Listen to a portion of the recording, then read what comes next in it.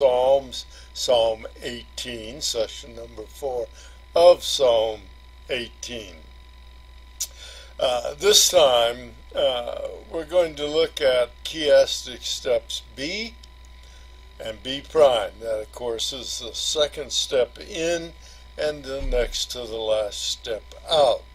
We're going to see that parallelism, hard to say, parallelism abounds in step B. We're going to note several pairs of parallel statements in this step. Some of it could be a little bit of a surprise even. So let's begin by looking at Psalm 18, verses 4, 5, and 6. The cords of death encompassed me, and the torrents of ungodliness terrified me. That's sort of a picture of being in a flood and you're being drawn underneath the top of that flood. Verse 5, the cords of Sheol surrounded me, the snares of death confronted me. Moving to verse 6, you're seeing these as pairs of statements. In my distress I called upon the Lord and cried to my God for help. Finally, he heard my voice out of his temple, and my cry for help before him came into his ears. Well, in verse 4, the first line speaks of the psalmist's situation. Remember, this is where we're looking at his statement of afflictions. There I go again, trying to say affliction rather than affliction. But in either case, this is what step B is about. And of course, step B prime on the outgoing side of it, he'll be praising God for his response when he presented these afflictions, probably in the form of a prayer. So, again, it's speaking of the psalmist or the king's situation. Cords of death surrounded him, and that was followed by the consequences. Torrents terrified him. I'm not sure but what those don't really say the same thing. Cords of death is being tied up to the point of being unable to deal with the situation, and he's surrounded by that kind of a situation. And then what happens as a consequence of it, since he's tied up by the cords of death, the torrents terrified him. He could not fight the torrents that were drawing him down towards death. It could very easily have been, for example, where is some time on the field where in a war where he's surrounded by a powerful enemy. We don't really know for sure. Then we move to verse 5. It shows several structural items. His situation, the cords of Sheol surrounded him. The consequence, especially the same as the situation. He was looking death in the face. Between verses 4 and 5, two cords, death and Sheol, are parallel. The cords of death, the cords of Sheol. Sheol, of course, is the place in the netherworld, according to their cultural understanding. It was also the grave. It was the place where people go and await after death. So the two are essentially identical. Sheol repeating the picture of death. And this type of prayer wasn't unusual for psalmists. If we look at Psalm 30, for example, we're going to look at the first 3 verses. I will extol thee, O Lord, and the reasons, for thou hast lifted me up, hast not let my enemies rejoice over me. O Lord my God, I cried to thee for help, and thou didst heal me. So evidently, this psalmist had some period of disease or affliction of some sort that was physical and health-wise. Verse 3, O Lord, thou hast brought up my soul from Sheol. You've taken me out of that, Lord. You've lifted me up. Thou hast kept me alive, that I should not go down to the pit. Lifted me up, for example, is equivalent to drew me out of the waters. The picture again is one of being drawn down into the water by forces beyond the control of the psalmist. So a very similar picture to what we saw in Psalm 18. That would essentially be the king's description of his afflictions. He was being overwhelmed by waters, that is, troubles that threatened his existence, whether those troubles were enemy on the battlefield, whether it was the King Saul trying to kill him, that he was about to go down for the count. That was the way he sensed it anyway. By the way, a good study for understanding many of the Psalms would be to study the Hebrews' belief of the relationship between Sheol, the grave, and death, how those are intertwined in Hebrew belief. The notion of torrents, again, is just another indication that the psalmist was picturing flood waters entrapping God's faithful one. We can see some more of that. I'm going to give you a number of verses here from 2 Samuel to begin with, chapter 22, verse 5. We're going to look soon at 2 Samuel. It's an interesting parallel to what we're looking at in Psalm 18. This is David speaking to Yahweh, perhaps about King Saul. For the waters, David says, the waters of death encompass me. The torrents of destruction overwhelm me. Sounds very much like what we just read. Psalm 116:3, the cords of death encompassed me, and the terrors of Sheol came upon me. I found distress and sorrow. The cords of the wicked have encircled me.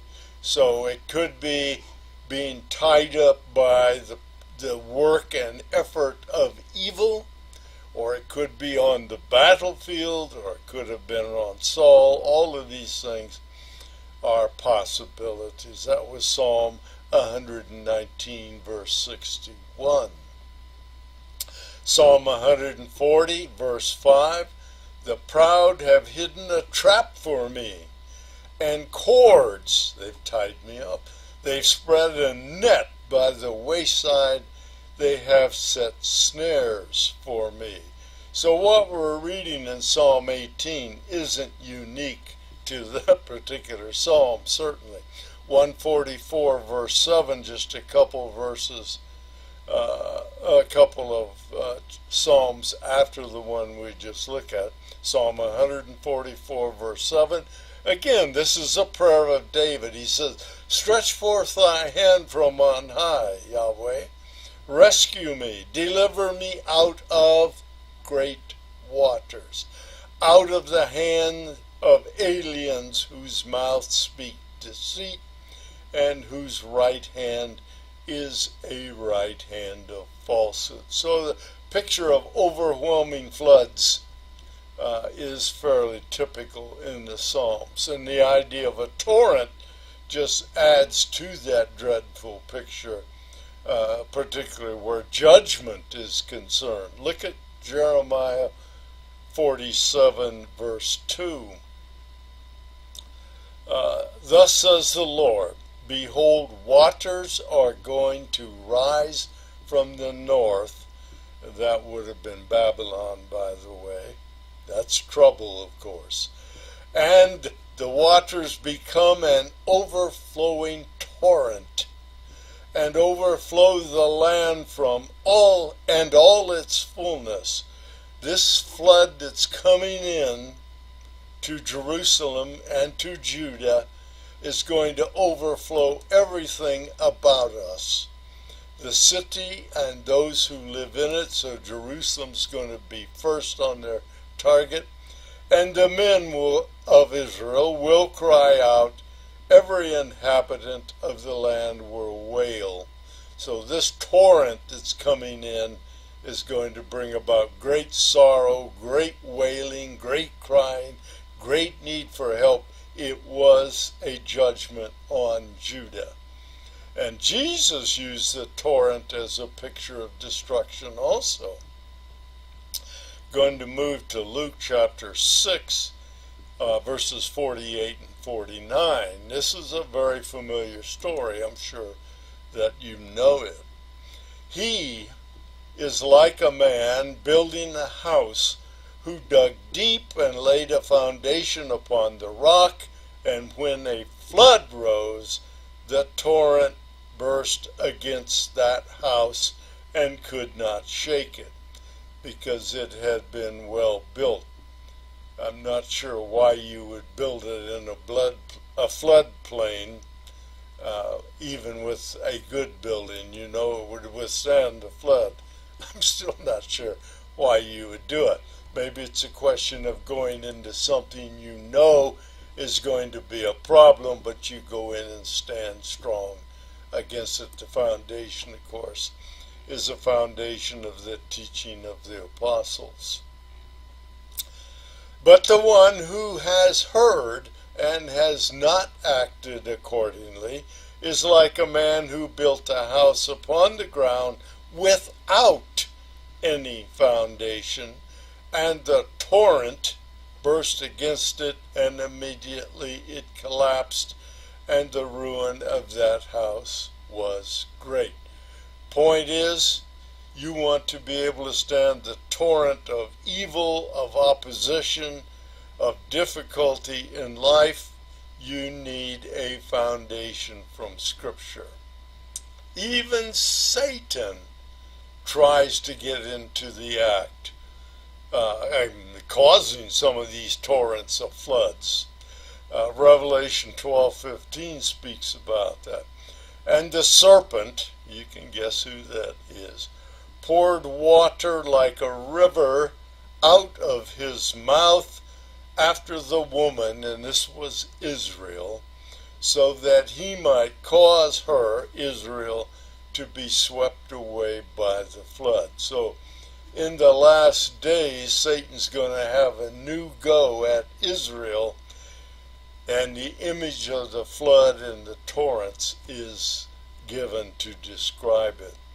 Now, back in verse 6 of what we just read, we see that the king called to and cried to his God. What result? The result was that God heard his voice, and the cry came into God's ears. There's parallelism again. God heard, it came into God's ears. How might we sum up these verses? Can we do it simply? Omit the beauty or the repetition of the psalmist and make it a simple, quick point? The king was in a life or death situation, or many. He was being dragged downward by ungodliness. He cried out to God for help, and God heard. And as we saw earlier in some of the central steps, God came, God dealt with it, and then God was praised. From the last session, we know again that when God heard, God came. It's like the Hebrew statement. It seems that the psalmist understood God the same way that the author of Hebrews did. Again, a verse you will have heard many times, I'm sure. Hebrews 13:5. Let your character be free from the love of money, being content with what you have. And here's the part you know. For he, God, himself has said, I will never leave you, nor will I ever forsake you. And that was quoted from Joshua, where God spoke to Joshua when he was taking over from Moses.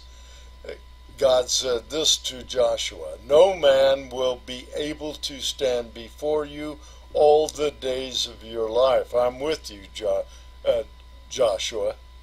I will be with you. I will not fail you or forsake you. So the author of Hebrews was reading back that commitment that God had made to Joshua and said, God has that same commitment to every believer. He will never leave us. He will never fail us. He will never forsake us. Now, let's move on to step B prime, our next to last step in our chiasm. We are going to find that the king exults in victory over his afflictions, a victory that was of God's making and excuse me, and God's doing. And I'm moving now, Psalm 18, moving all the way to verses 43, 44, and 45. Here the king is saying, Thou hast delivered me from the contentions of the people. He was getting some backlash of some sort. Thou hast placed me as head of the nations. God said, You have lifted me up to be the head of all these Gentile nations around me. A people whom I have not known, they now serve me. You've subdued them, Lord. You've lifted me up above them. They serve me. As soon as they hear, they obey me. Foreigners submit to me. Foreigners fade away. They're no longer an enemy opposing me. I have overcome them. And they come trembling out of their fortresses, evidently in surrender. So the enemy has been completely subdued by the work of God. That's the essence of what the king is saying. Because we know David, for example, was delivered from Saul. He was not responsible for any injury to Saul. So everything that happened to Saul was through God, not through David. And then, of course, David became a strong victor, a strong military man, a strong military leader, a victorious king on the battlefield, all because of God's work for him. So the king recounted some victories given by God, victory over attacks from the enemy, perhaps even from his own people Israel. We know his own son tried to dethrone David. Victory over other nations, the nations all around them, giving Israel status as number one in the region. They were the major power during David's time, in particular during Solomon's time. And the victory came with successful reign as king. The nations recognized and submitted to Israel's king's sovereignty. So the picture is one of enemies with knocking knees, slinking out of their strongholds in surrender. That picture is similar to what was seen for the citizens of Jericho. They were aware of the presence of Yahweh. They knew what it meant. We see that in Joshua 2:24. As I remember, it was after Rahab had helped the two spies that had gone out, and the two spies reporting back said essentially what Rahab had said. And that was Joshua's two spies, this is in Joshua 2:24 again, they said to Joshua, "Surely the Lord has given all the land into our hands, and all of the inhabitants of the land, moreover, have melted away before us." So when the people in Canaan learned about what God did for the Israelites, it scared their pants off of them. So in God's presence is found glorious victory. And the king likely would have known an earlier message of victory, a conditional message of victory promised by Yahweh, clear back in Deuteronomy 28. Says this, "And the Lord shall make you the head and not the tail." You're going to be the head of the dog, not the tail of the dog. You're going to be the head of this, and you only shall be above. Israel is going to lift, or God's going to lift Israel up over their neighbors. You shall not be underneath. You're going to be on top, people, if you will listen to the commandments of the Lord your God, which I charge you today to observe them carefully. So Moses would tell them, look, all you guys got to do is be obedient to the Lord, to serve the Lord faithfully every day, and he will make this nation number one in the region. We will expand to our borders, we will have freedom, we will have safety, we will have victory, we will eventually have peace. The king knew that if he walked uprightly before God, then God had made a promise he would keep. And that's not a bad thing for us to remember, that our God is a God who keeps his promises. And one of those promises is that reference in Hebrews 13, taken from God's promise of victory to Joshua again. "I will never leave you, I will never desert you, nor will I ever forsake you." And what's going to be up next time? We're going to look at the first and last steps in our chiasm of Psalm 18. We'll follow that with a wrap-up session, but next time we're going to be looking at step A and step A prime. The first step in, the last step out.